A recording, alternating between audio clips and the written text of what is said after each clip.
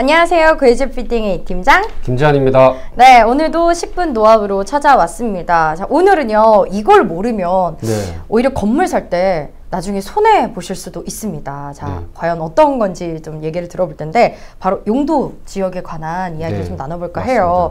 용도 지역에 따라서요, 혜택이나 또 혹은 제한되는 것들이 있어서 간혹 그냥 이걸 모르시는 경우에 리모델링 하시려다가 못 하시는 경우 굉장히 많잖아요. 맞아요. 그죠? 자, 그러면 전용 주거 지역에 위치한 건물들마다요, 좀 각기 다르게 리모델링 솔루션을 주시고 계신데 어떤 식으로 좀 주고 계실까요? 네, 전용 주거 지역은 1종 전용 주거 지역과 2종 전용 주거 지역으로 나뉘어요. 지역마다 틀려요. 구청장님이나 시장님 건수들이 그 지역 특성에 맞춰서 규제를 조금 다양화 시켰어요. 그 건폐율이나 용적률이 아직도 좀 낯서신 분들도 계실 것 같아요. 건폐율이 뭐고 용적률이 뭔지 조금 쉽게 설명드리면 어떻게 좀 말씀드릴 수 있을까요? 네네, 건폐율. 건물을 몇 평으로 지을 수 있냐, 스타트점을 얘기를 하는 거예요. 1층 바닥 면적, 뭐 2층 바닥 면적, 최고로 넓은 바닥 면적을 건폐율이라고 하는 거예요. 그래서 100평짜리 땅에는 60%가 건폐율로 정해져 있으면 60평짜리 바닥 면적이 된다, 최대. 이거를 갖다 건폐율이라고 하고요. 용적률은 얼마나 더 높이 올릴 수 있냐는 거예요. 예를 들어서 용적률이 200%인 땅에 건물을 얼마나 올리냐, 그럼 이제 100평 기준에서는 100평에 200%인 거예요. 그럼 200평까지 가능한 거예요. 여기에 지하는 용적률이 안 들어가니까 지하는 좀 더 자유롭게 깊이 파실 수 있고 넓게 팔 수 있어요. 전용 주거 지역 중에 1종 전용 주거 지역은 건폐율 50%에 용적률이 100%고요.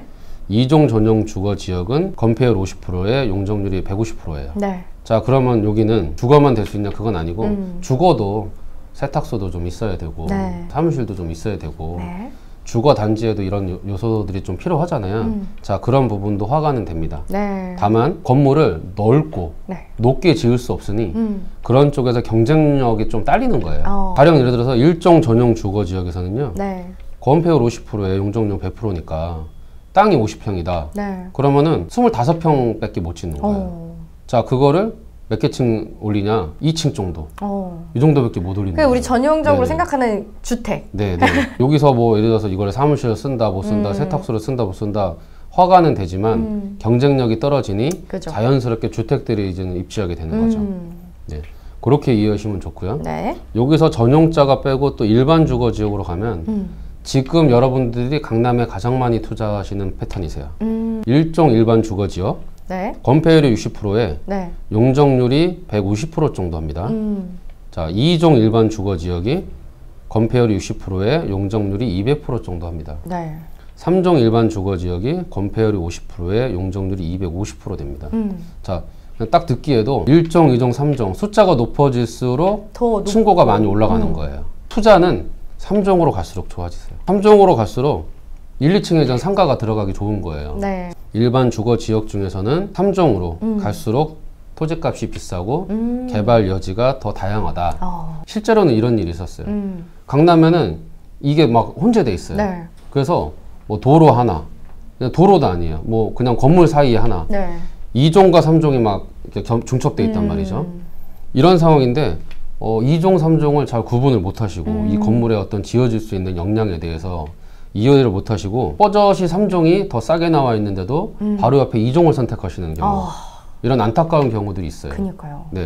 나중에 추후에 건물이 더 많이 지어질 거를 감안하면, 땅의 가치를 감안하면은 3종이 더 좋은 거거든요. 이것도 좀 계산하기 편하게 좀 설명을 드리자면요, 1종 일반 주거지역은 땅이 100평 같은 경우는 60평의 건물을 지을 수 있는 거예요.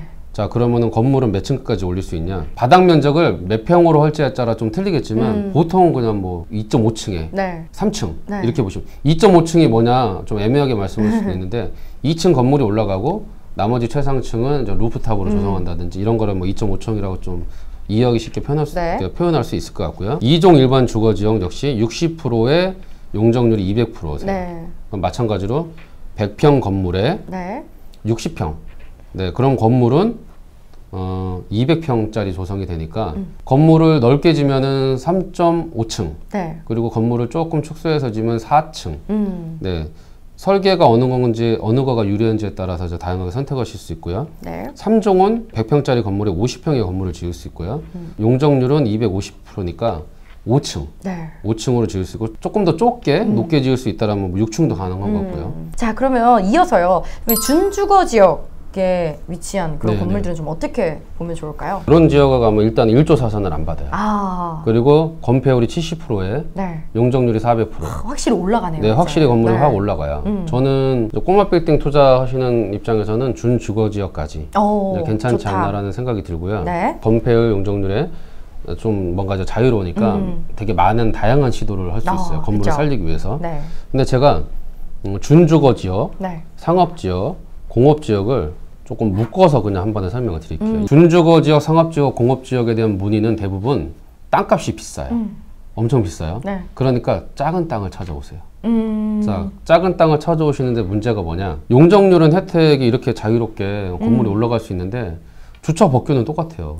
상업 지역이라서 주차 대수를 혜택받는 지역은 서울에 좀 몇 군데 안 되는 특정 지역이에요. 네. 그러니까 주차 대수는 똑같이 갖춰야 돼요. 근데 주차장이 확보가 안 된, 만약에 좀 비용상 확보가 안 되면 또 건물을 높게 못 지는 거고. 그렇죠. 좀 이제 마지막으로 이거는 이제 별도 또 질문을 좀 드리고 싶은데 임야, 밭, 전 뭐 이런 데다가 건축 가능한가요? 임야하고 밭천은 건물 정상적인 인허가 행위로 다 가능합니다. 네. 이런 데서는요, 뭐를 중요해서 보시냐면 이게 임야냐, 밭이냐, 전이 이게 중요한 게 아니고요. 자연 녹지냐, 뭐 전용 농지냐, 보존 농지냐, 그리고 뭐 계획 관리냐, 이런 것들을 봐주셔야 돼요. 뭐 이제 잡종지, 계획 관리는 인허가 행위가 수월하고요. 말씀드린 전용 농지, 뭐 자연 녹지 이런 것들은요, 그 농사를 짓기 위한 분들이 주택만 허가가 된다든지, 아니면 뭐 농어촌 민박만 허가가 된다든지 규제가 있어요. 나라에서 이거를 정해놨어요. 이런 경우는 땅값이 싸요. 싼데 모든 개발이 되는 줄 알고 덜컥. 이런 것들도 저 사전에 공부를 좀 많이 하셔야 되는 거고요. 누군가의 이야기일 수도 있고 이걸 보시는 분들의 이야기실 수도 있을 것 같아요. 상담을 하다 보면 꽤 많이 이런 일들이 있다고 합니다. 과연 어떤 이야기일지 궁금해지는데요. 일단 대표님 어떤 사례를 좀 가지고 오셨을까요? 최근 들어서 상담에 많은 부분들이 차지하고 있는데요. 현장에 갔더니 이미 공사를 손을 댄 흔적들이 있어요. 그러니까 무슨 사연인지 알아보니까 신축인데 공사를 하다가 중단이 됐어요. 공사를 최소한의 공사비가 이제 계약이 돼 있고 추가 공사비가 막 나오는 거예요. 그쵸. 10억 계약 금액인데 17억까지 줬고 공사는 중단이 됐어요. 자, 더 달라고 하니 도저히 이거 납득이 안 가가지고 중단을 시키셨고 시공사가 빠져나가지 않으면 새로운 신규 업체가 붙을 수 없으니 빠져나가지 않고 버티는 거예요. 그러면서 합의금, 정산을 또 유료원적으로 또 끌고 가는 거예요. 안 빠져나가면 은행 이자가 또 막 몇천만씩 나가는 거예요. 그래서 이제 약자가 되셔가지고 울며 겨자 먹기로 또 추가분 주면서 정산을 보셔서 내보내고 자, 제가 이렇게 말씀드리는 건 두 가지예요. 그런 난해한 상황에서 뭐 제가 저는 해결을 해드릴 수 있다. 근데 그런 난해한 상황으로 가지 않으셨으면 좋겠다. 1차적으로 안 겪으시는 게 최고잖아요. 맞아요. 이렇게 갑자기 공사가 중단된 이런 상황. 최근에도 있었고 이럴 때 어떤 식으로 좀 해결을 봐야 될까요? 그러면? 건물주는 할 일을 성실히 수행했는데 업체 측에 있다라고 하면은 쉽게 얘기해서 제가 대신 싸워드리는 거예요. 빨리 파악해서 대신 싸워드리고 싸울 수 있는 무기장치들을 좀 만들어 드리는 거예요. 근데 건물주들이 항상 끌려가시는 게 있어요. 이유가 뭐냐면 저 사람들이 나갈까봐. 갑자기 중단돼서 더 이상 안 될까? 손쓸 수 없을까봐. 근데 뒤에 마무리를 해줄 사람이 있다. 뒷배가 있다라고 생각하시면은 무기가 하나 더 갖춰지는 건데. 너희 아니야. 이럴 때는 또 정당하게 또 싸우실 수 있거든요. 그래서 예를 들어서 이 뒷마무리를 해줄 수 있는 제가 업체를 연결을 해드리던, 제가 직접 마무리를 해드리던, 이렇게 해서 좀 무기를 갖춰드리는 상태에서 이제 싸우실 수 있는 그런 장치들을 제가 좀 고안을 해놨습니다. 대표님 그래서 이런 문제들을 일단은 사전에 방지를 해야 되는데 미리 사전에 방지할 수 있는 컨설팅이 뭐가 있을까요, 대표님? 일단 건축의 진행 과정은 되게 복잡해요. 그리고 경우의 수도 많고 지자체마다 또 방식도 틀려요. 그래서 이런 거를 처음부터 끝까지 그 리드를 해서 컨설팅 과정을 많이 해본 사람과 일을 하셔야 돼요.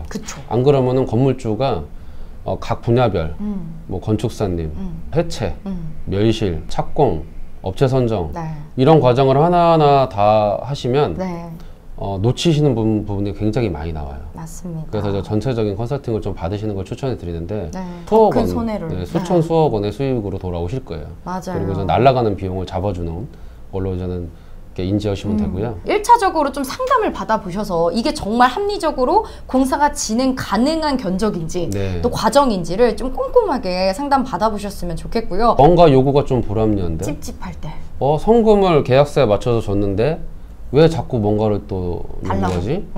뭔가가 조금 이상하다 싶을 때 연락을 주시면 네. 제가 예전에 좀 적극적으로 검토를 해드릴 수 있을 것 같아요. 네. 그리고 뭔가 빨리 보내주시면 네. 제가 빨리 검토해드려서 네. 어떤 진짜. 리스크들을 조금 이렇게 좀 마음 편하게 이 프로젝트가 완료될 수 있도록 제가 좀 도와드릴게요. 네, 맞습니다. 안녕하세요. 구해줘 빌딩의 이팀장 시공조화의 김지환 김민수 공인중개사입니다. 네, 오늘은 저희가 좀 매각 컨설팅에 대해서 이야기를 나눠볼까 하는데요. 저희 시공조화 대표님과 그리고 우리 중개사님과 어떤 식으로 좀 컨설팅이 진행되는지 설명을 드려볼까 합니다. 우선은요, 구해줘 빌딩에서 어떤 식으로 좀 빠른 매각을 도와주고 계신가요? 현재 이제 매물이 접수가 되면 저를 비롯한 이제 공인중개사들이 직접 가서 매물에 대한 상태를 좀 파악을 하고 네. 이제 소유관계나 상권이나 입지 이런 거를 모든 걸 좀 체크를 하고 있습니다. 네. 매매 및 임대 정보 그리고 예상 시세 차이까지 제가 네. 좀 확인을 하고 이제 김재환 대표님께서 리모델링이나 신축 공사비, 인허가 절차 등에 대해서 특별한 자료를 만들어서 이제 좀 수천 명의 대기 매수자들에게 네. 검토를 좀 도움드리고 있습니다. 네. 그리고 이제 안전한 계약까지 성사될 수 있도록 모든 내용은 이제 제가 직접 검토를 하고 있습니다. 대표님 그러면 네. 어떤 분들이 좀 저희에게 매각 의뢰를 주시면 특히 더 도움을 받으실 수 있을까요? 그냥 뭐든 접수 주시면 되는데 네. 제가 더 가치를 발굴해서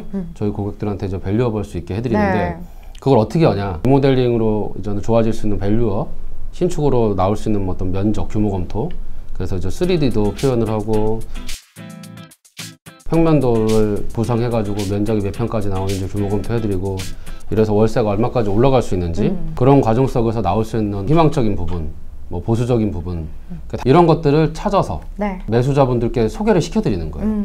시각적으로 보여드리고 법규적으로 검토해서 그죠. 그러니 매수자분들은 지금의 상태에서는 보이지 않는 가치가 보이시는 거예요. 자, 그러니까 성사율이 당연히 높아지겠죠. 그죠. 네. 자, 그러면 대표님 그 구해줘 빌딩의 빠른 매각을 위해서 어떤 식으로 좀 홍보 시스템이 이루어지고 있을까요? 저희가 좀 매물 분석을 해서 어떤 행위를 통해서 좀 밸류업이 될지 파악을 해서 준비를 해놓잖아요. 그죠. 그렇게 해서 좀 방송을 하게 되면 엄청나게 많은 문의 전화들이 와요. 근데 저는 그 많은 문의 전화들을 한날 한시에 초대를 합니다. 네. 매물 현장 앞에서 초대를 해서 밸류업 전문가인 저와 네. 공인중개사인 김민수 중개사랑 같이 한 번에 브리핑을 드리는 거예요. 그죠. 그러면은 보통 40팀, 50팀이 오시면 네. 다양한 질문을 그 자리에서 한 번에 다 답변 드리는 거거든요. 각 분야의 전문가들이 그 자리에서 답변을 하니까 그죠. 투명성이 확보되고 명확해지고 맞습니다. 그래서 전 성사율도 높아지고 좋은 건물들을 바로 픽해서 네. 가시는 것 같다라는 생각이 들어요. 네. 맞습니다.